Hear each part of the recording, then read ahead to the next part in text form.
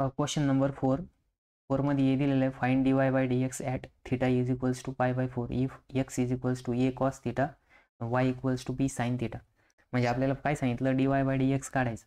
मग dy by dx at theta equals to π/4 घ्यायचे आणि दोन फंक्शन दिलेले, x इक्वल्स टू a cos थिटा आणि y equals to b sin theta. आणि मग काय करायचं आहे, आपल्याला dy बाय dx काढायचं आहे. मग बघा इथं इंडिपेंडंट व्हेरिएबल थिटा दिलेले आहे, इंडिपेंडंट व्हेरिएबल x आणि y दिलेले आहे. मग आपल्याला इंडिपेंडंट व्हेरिएबलच्या विथ रिस्पेक्टमधून आधी दोघांचा डेरिव्हेटिव्ह काढायचा आणि नंतरनं दोघांचा जो डेरिव्हेटिव्ह येईल तो एकमेकांना काय करायचा, डिवाइड करायचा, dy बाय dx करायचं.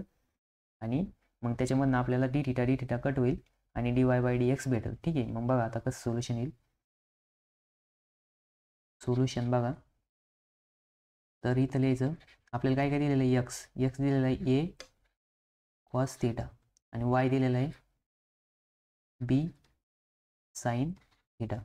मग इथं लिहा differentiate with respect to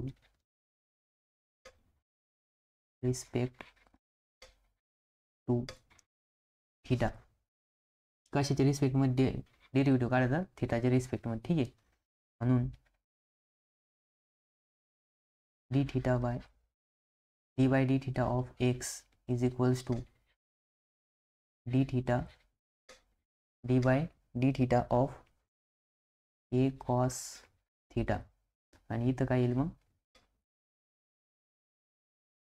dy bye D theta is equals to d by D theta of b sin theta. ठीक आहे.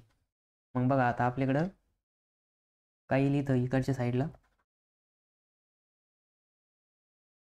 dx by D theta is equals to, हा जो ये काय कॉन्स्टंट आहे, मग काय येईल d theta of cos theta. ठीक आहे. आणि मग इथं काय होईल, याचं पहिले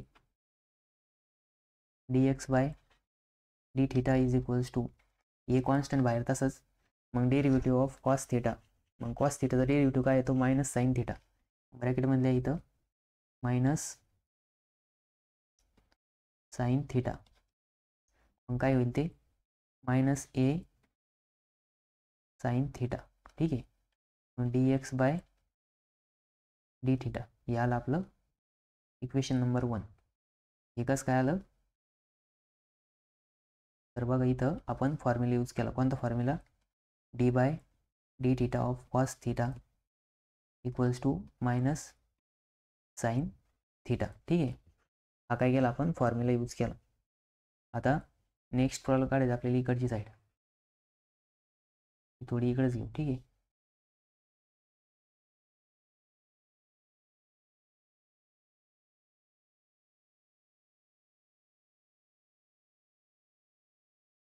मग बघा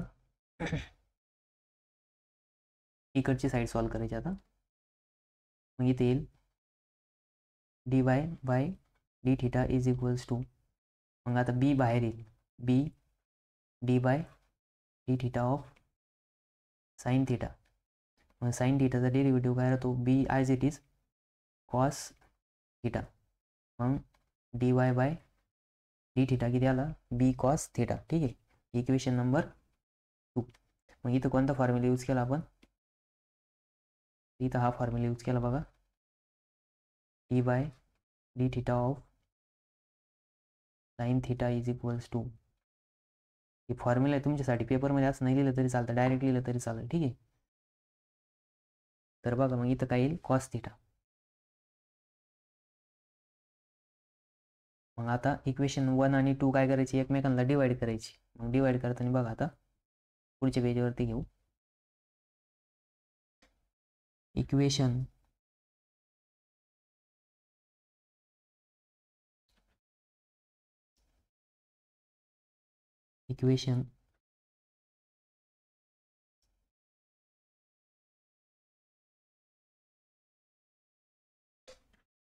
2 डिवाइड बाय 1, इक्वेशन 1 म्हणजेच इक्वेशन 2 डिवाइड बाय इक्वेशन 1. मग आपलं सेकंड नंबरचं इक्वेशन काय, d Y by D theta काय dy बाय डी थिटा, ठीक आहे, upon dx by D theta equals to, मग dy बाय डी थिटा किती आलं तर बी कॉस थिटा, काय आलं तर बी कॉस थिटा अपॉन हे काय आलं तर मायनस ए साईन थिटा. बघा परत एकदा बघून घ्या, किती आलं मायनस ए साईन थिटा, हे किती आलं बी कॉस थिटा. मग आपण तेच फक्त इथं लिहिलं, ठीक आहे. मग बघा आता इथं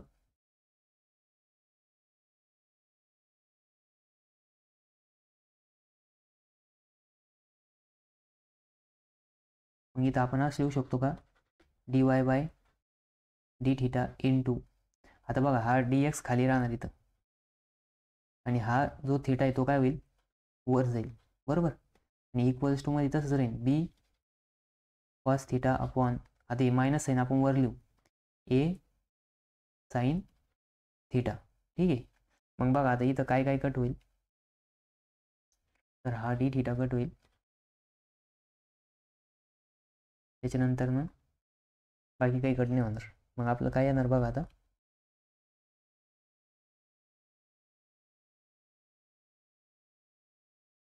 म्हणून dy by dx is equals to minus B upon a cos theta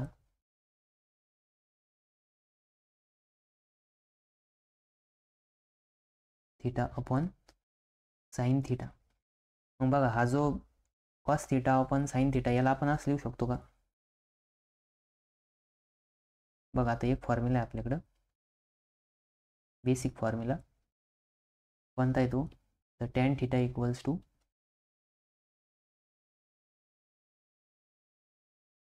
tan theta equals to sine theta upon cos theta.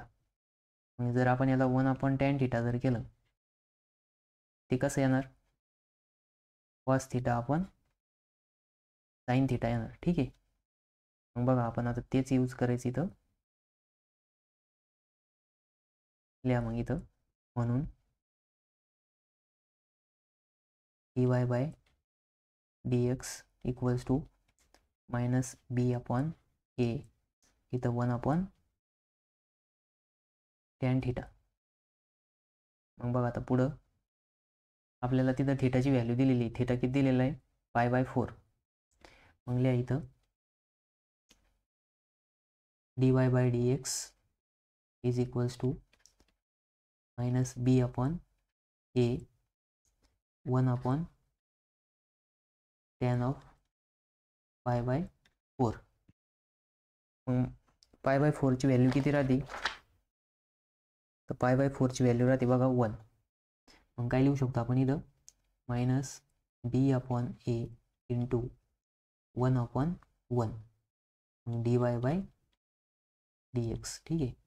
मग आपलं फायनल आन्सर किती आलं, dy by dx is equals to minus B upon A, ठीक आहे. हे काय आलं आपलं फायनल आन्सर आलं. मग आपलं फायनल आपल्याला तेच विचारलं होतं की dy बाय dx काय, तर dy बाय dx काय आहे मायनस बी अपॉन ए, ठीक आहे. हे काय आलं आपलं फायनल आन्सर आलं. ज्यांनी आज सॉल्व केलं असेल त्यांना 4 पैकी 4 मार्क भेटले असेल. आपण बघा काय केलं, पहिले 2 फंक्शन दिले होते, दोन्ही फंक्शनचं आपल्याला बघा इथं dy बाय dx म्हणजे काय की सेकंड फंक्शनच्या विथ रिस्पेक्ट मधून फर्स्ट फंक्शनचा डेरिव्हेटिव्ह पाहिजे होतं आणि आपल्याला थिटाची व्हॅल्यू दिली π/4. मग आपण काय केलं दोन्ही ठिकाणी डिफरन्शिएट केलं, ठीक आहे. मग डिफरन्शिएट करताना कशाच्या रिस्पेक्टमध्ये केलं तर थिटाच्या रिस्पेक्टमध्ये, कारण थिटा काय इंडिपेंडंट व्हेरिएबल. मग त्याच्या रिस्पेक्टमध्ये डिफरन्शिएट करून 2 जे इक्वेशन भेटले आपल्याला, काय भेटल्या 2 इक्वेशन भेटल्या, ठीक आहे. एक इक्वेशन आहे आणि एक इक्वेशन भेटलं बघा. तर मग याचं आपण काय केलं,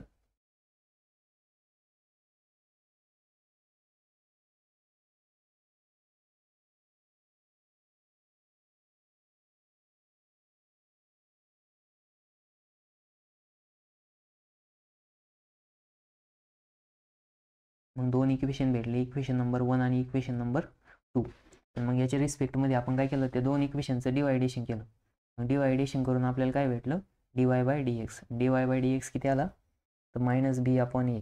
आणि आपण इथं tan π/4 ची व्हॅल्यू पुट करून दिली. tan π/4 किती येतं, 1 येतं. मग π/4 म्हणजे किती, 180 / 4. मग बघा 180 / 4 जर केलं ते किती येईल, 45 डिग्री. आणि tan 45 डिग्री किती येतं, 1 येतं, बरोबर. मग ते आपण तिथं पुट केलं ना, आपल्याला फायनल आन्सर भेटलं -b upon a. dy/dx is equals to -b upon a. ठीक आहे. आता आपण नेक्स्ट प्रॉब्लेम सॉल्व्ह करू.